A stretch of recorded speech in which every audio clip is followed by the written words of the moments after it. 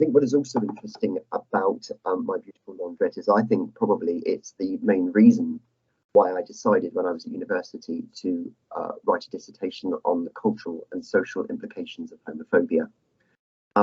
I think it sown the seed, and it certainly made me realise that there are inequalities in the workplace, which was something I was particularly interested in and focusing on, but also particularly the armed services as well. So I started the dissertation in 1992 and finished it in 1993. I identified at the time what the term homophobia meant, because in the early 90s, obviously it was used, but not nearly as much as it is now.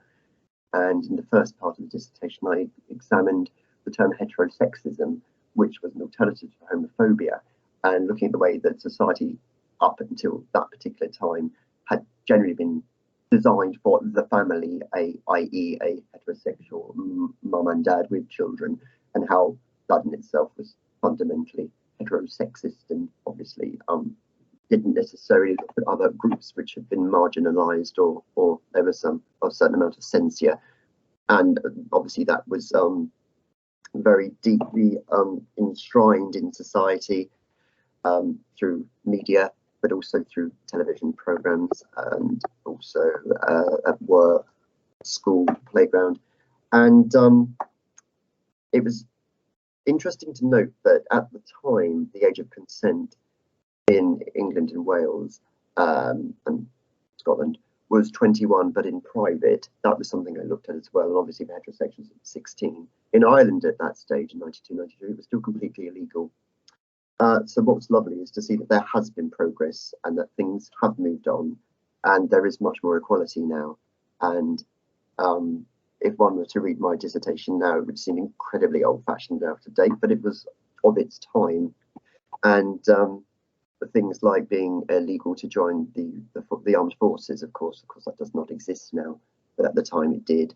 And some of the horror stories that people were able to submit, explaining that the ordeal that they had gone through when they had been suspected of being gay, lesbian or gay, was pretty horrific, to be fair. And then slowly over the years, it's just been lovely to see how things have changed, with the change of the age of consent to 18, which I think was in 1994, which is only a partial kind of step towards equality. And then when the new Labour government came to power in 1997, the first thing they did was to make it 16 for everybody, and obviously looked at other things like gay marriage and civil partnerships and everything that we enjoy today, and having the rights of the will from a partner, and adopting children, and the whole list goes on. And I think if a young person were to view the situation back in the early 90s, and although we had obviously come an awfully long way since 67 when homosexuality was decriminalised, I think they'd be horrified at how old-fashioned it was still, and how it was tolerated but not really accepted.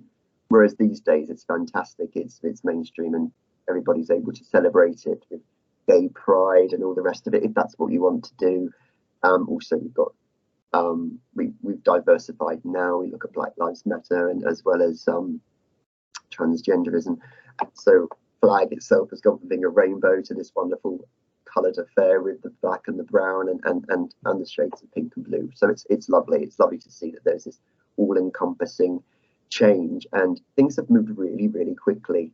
It was the sort of thing that I could only have dreamed about when I was 21, 22, and now it's wonderful to see that all those dreams have been realised. And although there is still some way to go, massive amounts of progress have been made, and we must celebrate that.